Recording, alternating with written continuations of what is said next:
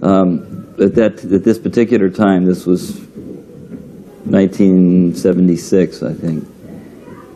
Harikesh, at that time the Gurukul was in a guest house room. We only had 4 or 5 kids.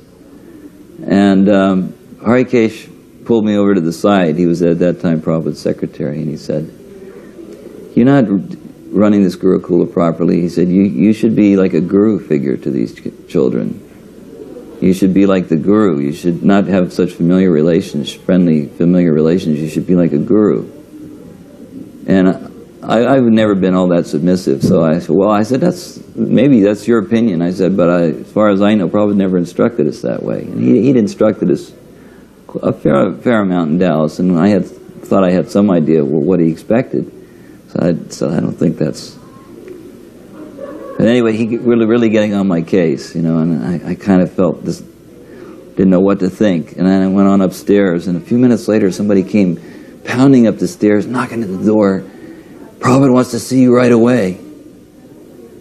And I'd never been summoned before, so I was kind of sort of a little bit shocked. And the only thing I could think to do is check to make sure I had tilak on, because I knew that you didn't want to go before the spiritual master without tilak.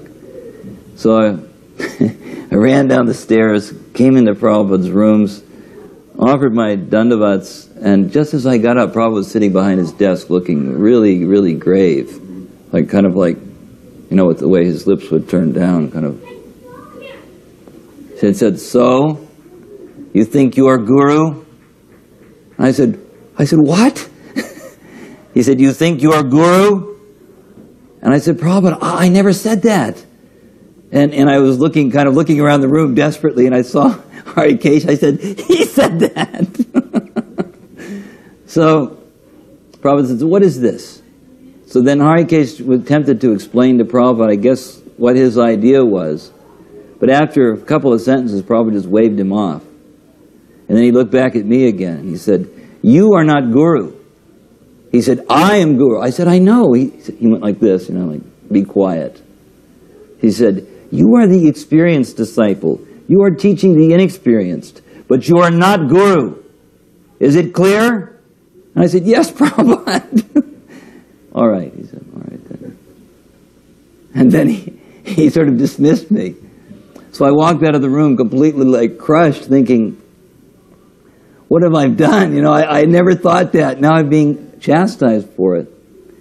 And then years later, I kind of had the realization after we went through the period of difficulty, especially just after Prabhupada left, and where a lot of people were thinking that they were guru who maybe weren't so qualified, that I never had any illusions about what my situation was, at least. And that was kind of Prabhupada's mercy, that if I had any seeds of such desire, they were crushed from that one experience.